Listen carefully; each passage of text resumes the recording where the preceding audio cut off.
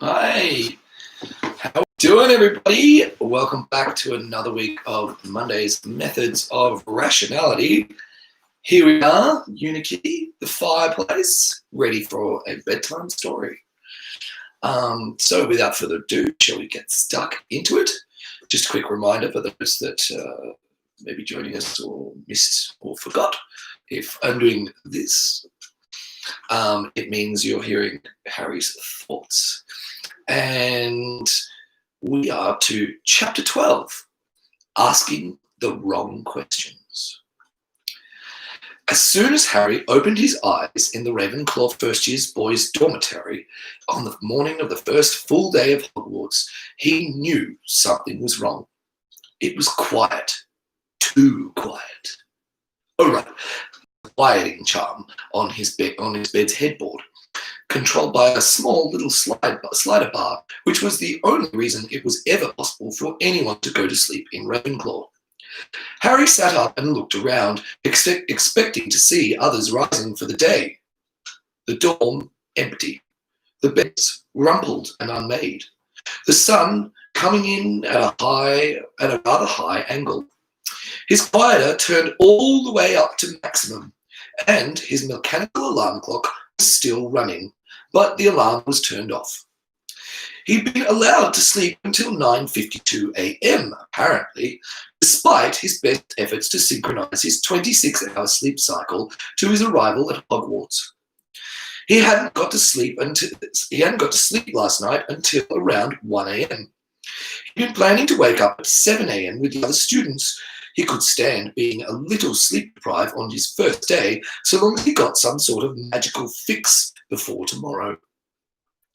But now he'd missed breakfast, and his very first class at Hogwarts in herbology had started 1 hour and 22 minutes ago. The anger was slowly wakening in him. Oh, what a nice little prank. Turn off his alarm, turn up the quieter, and let Mr. Big Shot Harry Potter miss his first class and be blamed for being a heavy sleeper. When Harry found out who'd done this, no, this could only have been done with the cooperation of all 12 other boys in the Ravenclaw dorm. All of them would have seen his sleeping form. All of them had let him sleep through breakfast. The anger drained away, replaced by confusion and a horribly wounded feeling. They liked him, he'd thought. Last night, he'd thought they liked him. Why? As Harry stepped out of bed, he saw a piece of paper facing out from his headboard. The paper said, "My fellow Ravenclaws, it has been an extra long day. Please let me sleep in and don't worry about my missing breakfast. I haven't forgotten about my first class. Yours, Harry Potter." And Harry stood there, frozen, ice water beginning to trickle through his veins. The paper was in his own handwriting, in his own mechanical pencil, and he didn't remember writing it. And Harry squinted at the piece of paper, and unless he was imagining it, the words "I haven't forgotten" were written in a different style, as if he was trying to tell himself something. Had he known he was going to be obliviated? Had he stayed up late, committed some sort of crime or covert activity, but he didn't know the obliviate spell? Had someone else... What? A thought occurred to Harry. If he had known he was going to be obliviated, still in his pajamas, Harry ran around his bed to his trunk, pressed his thumb against the lock, pulled out his pouch, stuck in his hand and said, "Note to myself." And another piece of paper popped into his hand. Harry took it out, staring at it. It too was in his own handwriting. The note said, "Dear me, please play the game. You can only play the game once in a lifetime. This is an irreplaceable opportunity. Recognition code 927. I am a potato. Yours, you." Harry nodded slowly. Recognition code 27, I am a potato, was indeed the message he'd worked out in advance some years earlier while watching TV that only he would know. If he had to identify a duplicate of himself as being really him or something. Just in case, be prepared, was Harry's motto. Harry couldn't trust the message. There might be other spells involved, but it ruled out any simple prank. He had definitely written this, and he definitely didn't remember writing it. Staring at the paper, Harry became aware of ink showing through from the other side. He flipped it over. The reverse side read, "Instructions for the game. You do not know the rules of the game. You do not know the stakes of the game. You do not know the objective of the game. You do not know who controls the game. You do not know how to end the game. You start with 100 points. Begin." Harry stared at the instructions. This side wasn't handwritten. The writing was perfectly regular, hence artificial. It looked as if it had been inscribed by a quick quotes quill, such as the one he bought to take dictation. He had absolutely no clue what was going on. Well, step one was to get dressed and eat. Maybe reverse the order of that. His stomach felt rather empty after all. He'd missed breakfast, of course, but he was prepared for that eventuality, having visualized it in advance. Harry put his hand in his pouch and said, "Snack bars," expecting to get the box of cereal bars he'd bought before departing for Hogwarts. What popped up did not feel like a box of cereal bars. When Harry brought his hand into his field of vision, he saw 2 tiny candy bars, not nearly enough for a meal, attached to a note, and the note was inscribed in the same writing as the game instructions. The note said, "Attempt failed, -1 point. Current points, 99. Physical state, still hungry. Mental state, confused." "Ugh," Harry's mouth said, without any sort of conscious intervention or decision of his part. He stood there for around a minute. 1 minute later, it still didn't make any sense, and he still had absolutely no idea what was going on, and his brain hadn't even begun to grasp at any hypotheses, like his mental hands were encased in rubber balls and he couldn't pick anything up. His stomach, which had its own priorities, suggested a possible experimental probe.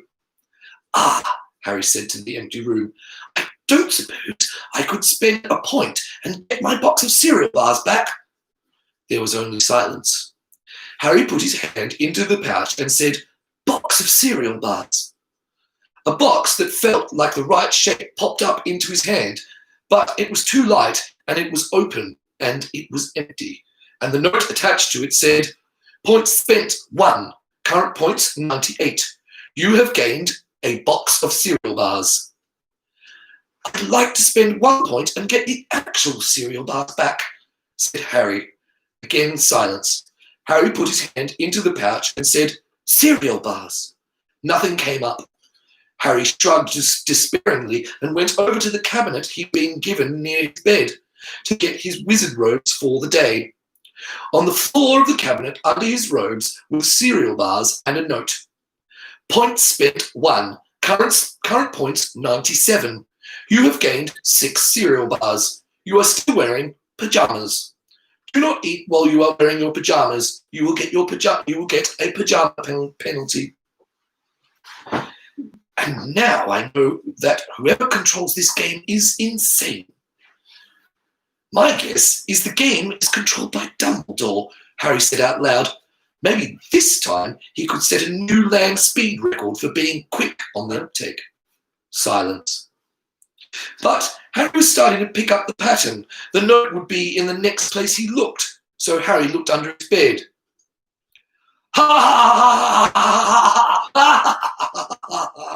"Dumbledore does not control the game. Bad guess. Very bad guess. -20 points, and you are still wearing pajamas. It's your 4th move, and you're still wearing pajamas. Pajama penalty, -2 points. Current points, 75. Welp, that was a puzzler, all right. It was only his first day at school, and once he ruled out Dumbledore, he didn't know the name of anyone else here who was this crazy.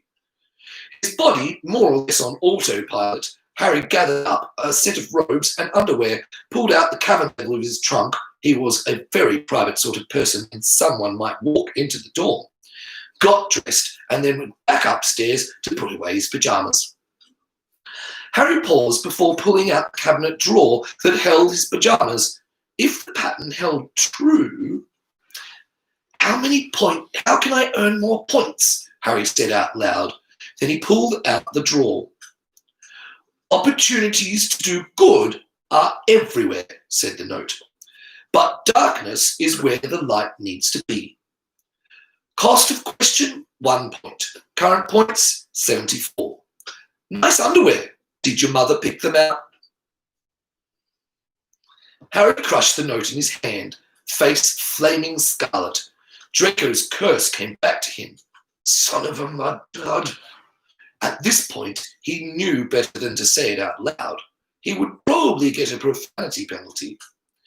Harry girded himself with his moleskin pouch and wand. He peeled off the wrapper of one of his cereal bars and threw it into the room's rubbish bin, where it landed atop a mostly uneaten chocolate frog, a crumpled envelope, and some green and red wrapping paper. He put the other cereal bars into his moleskin pouch. He looked around in a final, desperate, and ultimately futile search for clues.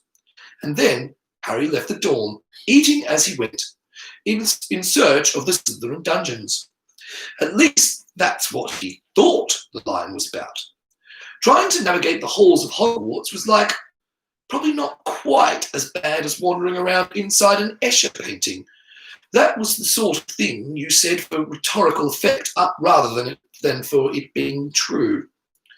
A short time later, Harry was thinking that in fact an Escher painting would have both pluses and minuses compared to Hogwarts. Minuses, no consistent gravitational orientation.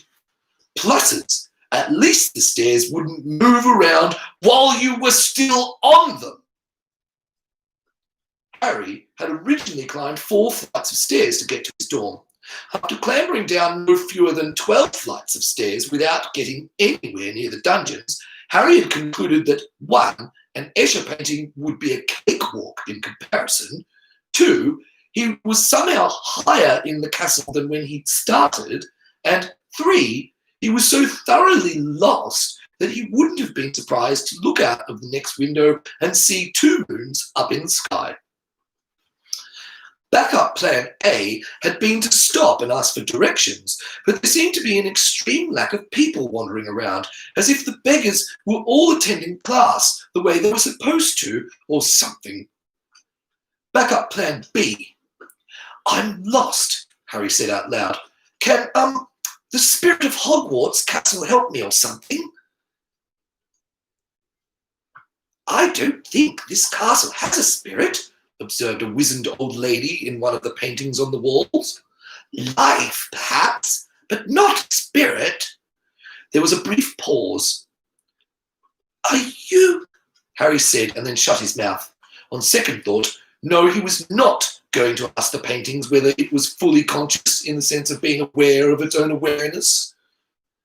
I'm Harry Potter, said his mouth, more or less on autopilot. Also, more or less automatically, Harry stuck out a hand towards the painting. The woman in the painting looked down at Harry's hand and raised her eyebrows. Slowly, the hand dropped back to Harry's side. Sorry, Harry said. I'm sort of new here. So I perceive, young Raven. Where are you trying to go? Harry hesitated. I'm not really sure, he said. Then perhaps you are already there. Well, wherever I am to go, I don't think this is it. Harry shut his mouth, aware of just how much he was sounding like an idiot. Let me start over. I'm playing this game, only I don't know what the rules are. That didn't really work either, did it? Okay, third try. I'm looking for opportunities to do good so I can score points, and all I have is this cryptic hint about how darkness is where the light needs to be. So I was trying to go down, but I seem to keep going up instead." The old lady in the painting was looking at him rather skeptically. Harry sighed. "My life does tend to get a bit peculiar." "Would it be fair to say that you don't know where you're going or why you're trying to get there?" "Entirely fair." The old lady nodded.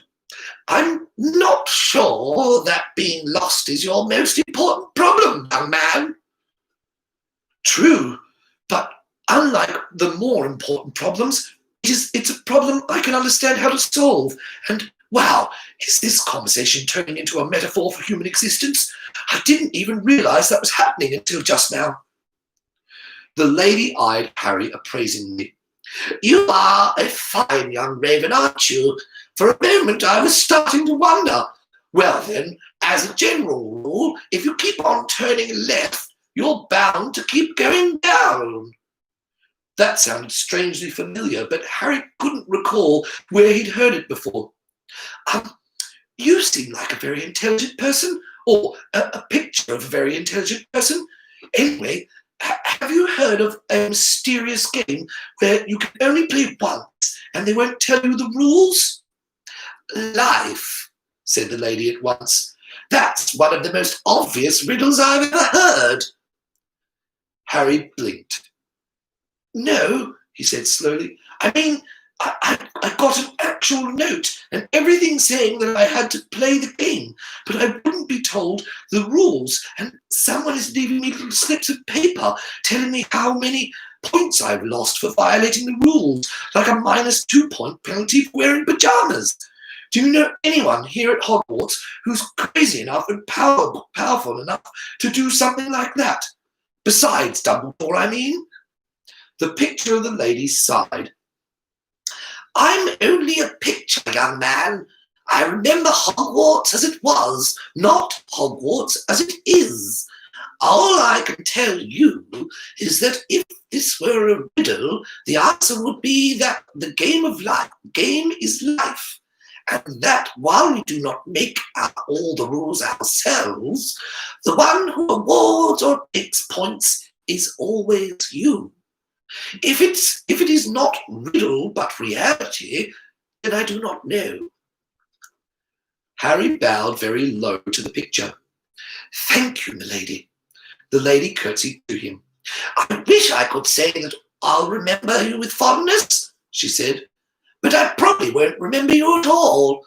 Farewell, Harry Potter." He bowed again in reply and started to climb down the nearest flight of stairs. 4 left turns later, he found himself staring down a corridor that ended abruptly in a tumbled mound of large rocks, as if there had been a cave-in, only the surrounding walls and ceiling were intact and made of quite regular castle stones. "All right," Harry said to the empty air, "I give up. I'm asking for another hint. How do I get to where I need to go?" A hint, you say?" The excited voice came from a painting on the wall not far away. This one, a portrait of a middle-aged man in the loudest pink robes that Harry had ever seen or imagined. In the portrait, he was wearing a droopy old pointed hat with a fish on it. Not a drawing of a fish, mind, but a fish. "Yes," Harry said. A hint, I say. Only not just any hint. I'm looking for a specific hint. It's for a game I'm playing." Yes, a hint for the game. You're Harry Potter, aren't you? I'm Cornelian Flutterwalt. I was told by Erin the consort, who was told by Lord Weaselnose, who was told by, I forget really, but it was a message for me to give you, for me. No one's cared about me in, I don't know how long, maybe ever. I've been stuck down here in this bloody useless corridor. A hint, I give you a hint. It will only cost you 3 points. Do you want it? Yes, I want it. Harry was aware that he probably ought to keep his sarcasm under control, but he just couldn't seem to help himself.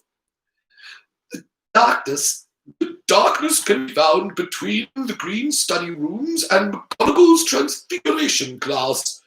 That's the hint, and get a move on. You're slower than a sack of snails. -10 points for being slow. Now you have 61 points. That was the rest of the message. Thank you, Harry said. He was really getting behind on the game here. I don't suppose you know where the message originally came from, do you? It was spoken by a hollow voice that bellowed forth from a gap within the air itself, a gap that opened upon a fiery abyss. That's what they told me. Harry was no longer sure at this point whether this was the sort of thing he ought to be sceptical about, or the sort of thing he should just take in stride. And how can I find the line between the green study rooms and the transfiguration class?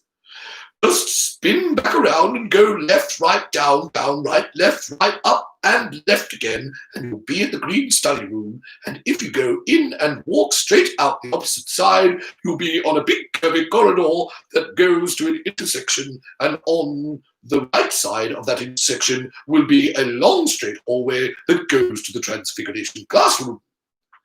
The figure of the middle-aged man paused. At least that's how it was when I was in Hogwarts. This is a Monday on an odd-numbered year, isn't it? Pencil and paper, Harry said to his pouch. Cancel that. Paper and mechanical pencil. He looked up. Could you repeat that? After getting lost another 2 times, Harry felt that he was beginning to understand the basic rule for navigating the ever-changing maze that was Hogwarts, namely, ask a painting for directions. If this reflected some sort of incredibly deep life lesson, he couldn't figure out what it was. The green study room was a surprisingly pleasant space, with sunlight streaming in from windows on green stained glass that showed dragons in calm pastoral scenes. It had chairs that looked extremely comfortable and tables that seemed very well suited to studying in the company of 1 to 3 friends. Harry couldn't actually walk straight through and out the door on the other side. There were bookshelves set into the wall, and he had to go over and read some of the titles so as not to lose his claim to the Verres family name. But he did it quickly, mindful of the complaint about being slow, and then went out the other side. He was walking down the big curvy corridor when he heard a young boy's voice cry out. At times like this, Harry had an excuse to sprint all out with no regards for saving energy or doing proper warm-up exercises or worrying about crashing into things. A sudden frantic flight that nearly came to an equally sudden halt as he almost ran over a group of 6 first-year Hufflepuffs who were huddled together, looking rather scared and like they desperately wanted to do something but couldn't figure out what, which probably had something to do with the group of 5 old Slytherins who seemed to be surrounding another young boy. Harry was suddenly rather angry. "Excuse me," shouted Harry at the top of his lungs. It might not have been necessary. People were already looking at him, but it certainly served to stop all the action cold. Harry walked past the cluster of Hufflepuffs towards the Slytherins. They looked down at him with expressions that ranged from anger to amusement to delight. Part of Harry's brain was screaming in panic that these were much older and bigger boys who could stomp him flat. Another part said dryly that anyone caught seriously stomping the boy who lived was in for a whole world of trouble, especially if they were a pack of older Slytherins and there were 7 Hufflepuffs who saw it, and that the chance of them doing him any permanent damage in the presence of witnesses was nearly 0. The only real weapon the older boys had against him was his own fear, if he allowed that. Then Harry saw that the boy they had trapped was Neville Longbottom. Of course. That settled it. Harry had decided to apologise humbly to Neville, and that meant Neville was his. How dare they? Harry reached out and grabbed Neville by the wrist and yanked him out from between the Slytherins. The boy, stumbling in shock as Harry pulled him out and in nearly the same motion pushed his own way through the same gap. And Harry stood in the centre of the Slytherins where Neville had stood, looking up at the much older, larger and stronger boys. "Hello," Harry said. "I'm the boy who lived." There was a rather awkward pause. No one seemed to know where the conversation was supposed to go from there. Harry's eyes dropped down and saw some books and papers scattered around the floor. Oh, the old game where you let the boy try to pick up his books and then knock them out of his hand again. Harry couldn't remember ever being the object of that game himself, but he had a good imagination, and his imagination was making him furious.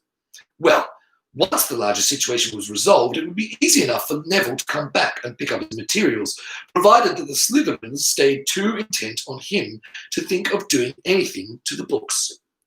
Unfortunately, his straying eyes had been noted. "Oh," said the largest of the boys. "Do you want to win all books?" "Shut up," Harry said coldly. Keep them off balance. Don't do what they expect. Don't fall into a pattern that calls them to bully you. Is this part of some incredibly clever plan that will gain you future advantage, or is it as pointless as a disgrace to the name of Salazar Slytherin as it? The largest boy shoved Harry Potter hard. He went sprawling out of the circle of Slytherins onto the hard stone floor of Hogwarts, and the Slytherins laughed. Harry rose up in what seemed to him like terribly slow motion. He didn't know yet how to use his wand, but there was no reason to let that stop him under the circumstances. "I'd like to pay as many points as it takes to get rid of this person," Harry said, pointing with his finger at the largest Slytherin. Then he lifted his other hand and said, "Abracadabra," and snapped his fingers. At the word abracadabra, 2 of the Hufflepuffs screamed, including Neville.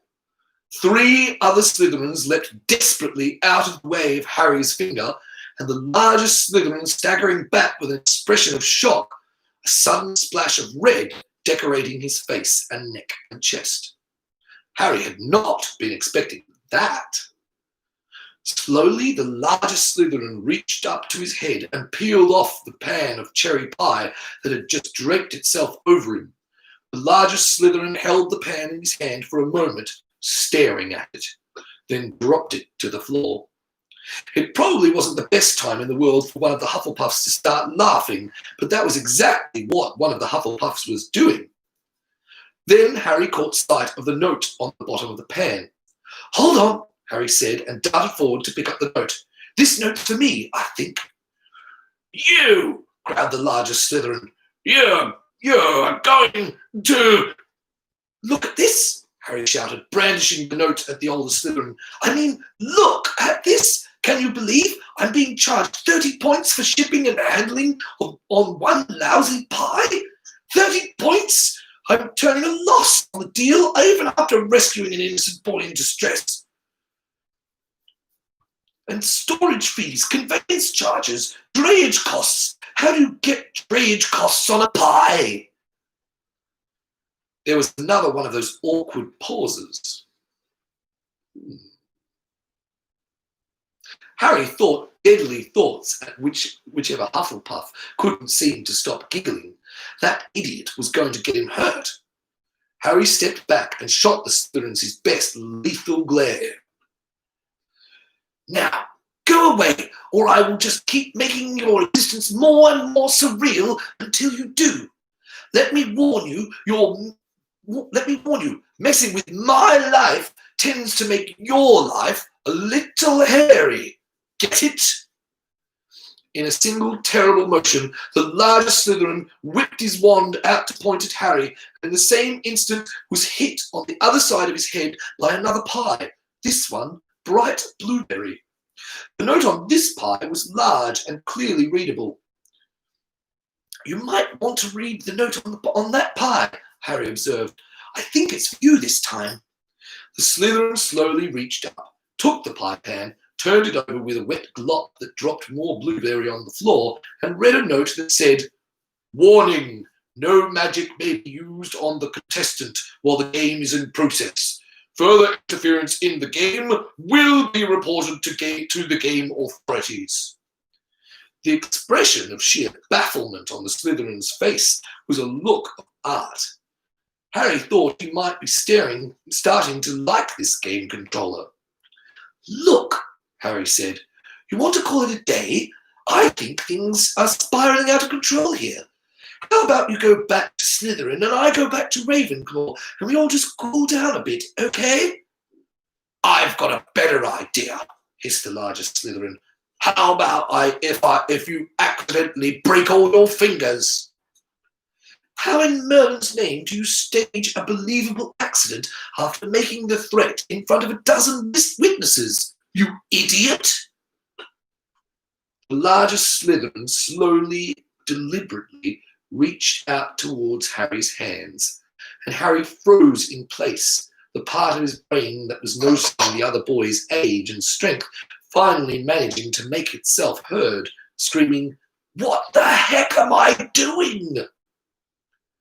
Wait, said one of the other Slytherins, his voice suddenly panicky. Stop! You shouldn't do that! The largest Slytherin ignored him, taking Harry's right hand firmly in his left hand and taking Harry's index finger in his right hand. Harry stared the Slytherin in the eyes. Part of Harry was screaming. That wasn't supposed to happen. This wasn't allowed to happen. Grown-ups would never let something like this actually happen. Slowly, the Slytherin started to bend his index finger backwards. He hasn't actually broken my finger, and it's beneath me to so much as flinch until he does. Until then, this is just another attempt to cause fear. Stop, said the Slytherin who had objected before. Stop! This is a very bad idea. I rather agree, said an icy voice, an older woman's voice. The largest Slytherin let go of Harry's hand and jumped backwards as if burned. Professor Sprout, cried one of the Hufflepuffs, sounding as glad as anyone Harry had ever heard in his life. Into Harry's field of vision, as he turned, stalked a dumpy little woman with messily curled grey hair and clothes covered with dirt. She pointed an accusing finger at the Slytherins. Explain yourselves, she said. What are you doing with my Hufflepuffs? And, she looked at him, my fine student, Harry Potter. Uh-oh, that's right, it was her class I missed this morning. He threatened to kill us, blurted out one of the Slytherins, the same one who'd called for a halt. What? Harry said blankly. I did not. If I was going to kill you, I wouldn't make public threats first. A third Slytherin laughed helplessly and then stopped abruptly as the other boys shot him deadly glares. Professor Sprout had adopted a rather sceptical expression. What death threat would this be exactly? The killing curse! He pretended to use the killing curse on us! Professor Sprout turned to look at Harry. Yes, quite a terrible threat from an 11-year-old boy, though still not something you should ever dream of pretending, Harry Potter. I don't even know the words to the killing curse, Harry said promptly, and I didn't have my wand out at the time. Now Professor Sprout was giving Harry a sceptical look. I suppose this boy hit himself with 2 pies then. He didn't use his wand, blurted out one of the young Hufflepuffs. I don't know how he did it either. He just snapped his fingers and there was a pie. Really? Said Professor Sprout after a pause. She drew her own wand. I won't require it since you do seem to be the victim here, but would you mind if I checked your wand to verify that? Harry took out his wand. What do I... Prioro incantato, said Sprout. She frowned. That's odd. Your wand doesn't seem to have been used at all. Harry shrugged. It hasn't, actually. I only got my wand and schoolbooks a few days ago. Professor Sprout nodded. Then we have a clear case of accidental magic from a boy who felt threatened. And the rules plainly state that you are not to be held responsible. As for you, she turned to the Slytherins. Her eyes dropped deliberately to Neville's books lying on the floor. There was a long silence during which she looked at the 5 Slytherins. 3 points from Slytherin each, she said finally, and 6 from him, pointing to the boy covered in pie. Don't you ever meddle with my Hufflepuffs again, or my student Harry Potter either. Now go. She didn't have to repeat herself. The Slytherins turned and walked away very quickly. Neville went and started picking up his books. He seemed to be crying, but only a little. It might have been from delayed shock, or it might have been because the other boys were helping him. Thank you very much, Harry Potter, Professor Sprout said to him. 7 points to Ravenclaw, 1 for each Hufflepuff who helped protect. And I won't say anything more. Harry blinked. He'd been expecting something along the lines of a lecture about keeping himself out of trouble and a rather severe scolding for missing his very first class. Maybe he should have gone to Hufflepuff. Sprout was cool. Scourgify, Sprout said, and the mess of pie on the floor, which promptly vanished. And she left, walking along the hall that led to the green study room. How did you do that? Whispered one of the Hufflepuff boys as soon as she was gone. Harry smiled smugly. I can make anything happen, anything I want to happen, just by snapping my fingers. The boy's eyes widened. Really? No, Harry said. But when you're telling everyone this story, be sure to share it with Hermione Granger in first year Ravenclaw. She has an anecdote you might find amusing. He had absolutely no clue what was happening, but he was about to pass up the opportunity to add to his growing legend. Oh, and what was all that about the killing curse? The boy gave him a strange look. You really don't know? If I did, I wouldn't be asking. The words to the killing curse are, the boy swallowed, and his voice dropped to a whisper, and he held his hands away from his side as if to make it very clear that he wasn't holding a wand. Avada Kedavra. Well, of course they are. Harry put this on his growing list of things to never ever tell his dad, Professor Michael Various Evans. It was bad enough talking about how you were the only person to survive the fearsome killing curse without having to admit that the killing curse was abracadabra. I see, Harry said after a pause. Well, that's the last time I ever say that before snapping my fingers. Though it had produced an effect that might be tactically useful. Why did you raise by muggles? Muggles think it's a joke and that it's funny. Seriously, that's what happened. Sorry, but can you remind me of your name? I'm Ernie Macmillan, said the Hufflepuff. He held out his hand and Harry took it. Honoured to meet you. Honoured to meet you. Harry executed a bow. Pleased to meet you. Skip the honoured thing. Then the other boys crowded round him and there was a sudden flow of introductions. When they were done, Harry swallowed. This was going to be very difficult. If everyone would excuse me, I have something to say to Neville. All eyes turned to Neville, who took a step back, his face looking apprehensive. I suppose, said Neville said in a tiny voice, you're going to say I should have been braver. Oh, no, nothing like that, Harry said hastily. Nothing to do with that. It's just, something the Sorting Hat told me. Suddenly the other boys looked very interested, except for Neville, who was looking even more apprehensive. There seemed to be something blocking Harry's throat. He knew he should just blurt it out, and it was like he'd swallowed a large brick that was stuck in the way. It was like Harry had to manually take control of his lips and produce each syllable individually, but he managed to make it happen. I'm sorry, he exclaimed and took a breath. For what I did the other day. You don't have to be gracious about it or anything. I'll understand if you just hate me. This isn't about me trying to look cool or apologizing or you're having to accept it.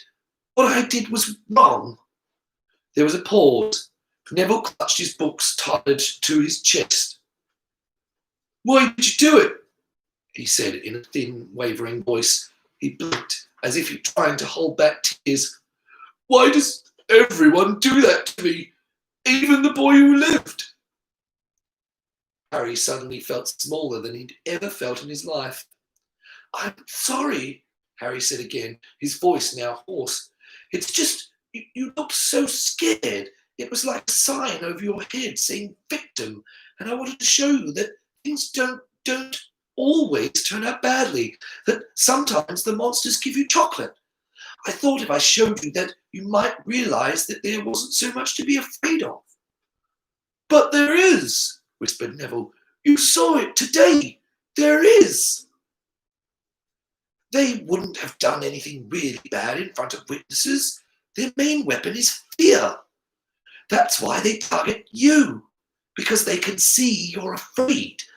I wanted to make you less afraid, show you that the fear was worse than the thing itself. Or that was what I told myself, but the Sorting Hat told me that I was lying to myself and that I really did it because it was fun. So that's why I'm apologising. You hurt me, said Neville, just now, when you grabbed me and pulled me away from them. Neville held out his arm and pointed to where Harry had grabbed it. I might have a bruise here later from how hard you pulled. You hurt me worse than anything the Slytherins did by bumping into me, actually. Neville, hissed Ernie. He was trying to save you. I'm sorry, whispered Harry. When I saw that I just got really angry. Harry looked at him steadily. Neville looked at him steadily. So you yanked me out really hard and put yourself in where I was and went, hello, I'm the boy who lived. Harry nodded. I think you're going to be really cool someday, Neville said. But right now, you're not. Harry swallowed the sudden knot in his throat and walked away. He continued down the corridor to the intersection and then turned left into a hallway and kept on walking blindly. What was he supposed to do here? Never get angry? He wasn't sure he could have done anything without being angry, and who knows what would have happened to Neville and his books then. Besides, Harry had read enough fantasy books to know how this one went. He would try to suppress the anger and he would fail, and it would keep coming out again. And after the whole long journey of self-discovery, he would learn at the end that his anger was a part of himself, and that only by accepting it could he learn to use it wisely. Star Wars was the only universe in which the answer was actually was that you were supposed to cut yourself off completely from negative emotions. And something about Yoda always made Harry hate the little green moron. So the obvious time-saving plan was to skip the journey of self-discovery and go straight to the part where he realised that only by accepting his anger as part of himself could he stay in control of it. The problem was that he didn't feel out of control when he was angry. The cold rage made him feel like he was in control. It was only when he looked back that events as a whole seemed to have blown up out of control somehow. He wondered how much the game controller cared about that sort of thing, and whether he'd won or lost points for it. Harry himself felt like he'd lost quite a lot of points, and he was sure the old lady in the picture would have told him that his was the only opinion that mattered. And Harry was also wondering whether the game controller had sent Professor Sprout. It was the logical thought. The note had threatened to notify the game authorities, and then there Professor Sprout was. Maybe Professor Sprout was the game controller. The head of House Hufflepuff would be the last person anyone would suspect, which ought to put her near the top of Harry's list. He'd read 1 or 2 mystery novels too. So how am I doing in the game? Harry said out loud. A sheet of paper flew over his head as if someone had thrown it from behind him. Harry turned around, but there was no one there, and when Harry turned forwards again, the note was settled into the floor. The note said, "Points for style, 10. Points for good thinking, -3 million. Ravenclaw house points bonus, 70. Current points, -2,999,871. Turns remaining, 2. -3 million points, Harry said indignantly to the empty hallway. That seems excessive. I want to file an appeal with the game authorities. And how am I supposed to make up 3 million points in the next 2 turns? Another note flew over his head. Appeal failed. Asking the wrong questions. -1 trillion points. Current points, -1,299,871. Turns remaining, 1. Harry gave up. With 1 turn remaining, all he could do was take his best shot, even if it wasn't very good. My guess is that the game represents life. The final sheet of paper flew over his head, reading, "Attempt failed. Failed. Aye! Current points, -infinity. You have lost the game. Final instruction, go to Professor McGonagall's office." The last line was in his own handwriting. Harry stared at the last line for a while, then shrugged. Fine, Professor McGonagall's office it would be, if she was the game controller. Okay, honestly, Harry had absolutely no idea how he would feel if Professor McGonagall was the game controller. His mind was just drawing a complete blank. It was literally unimaginable. A couple of portraits later, it wasn't a long trip. Professor McGonagall's office wasn't far from her Transfiguration classroom, at least not on Mondays on odd-numbered years. Harry stood outside the door to her office. He knocked. "Come in," said Professor McGonagall's muffled voice. He entered.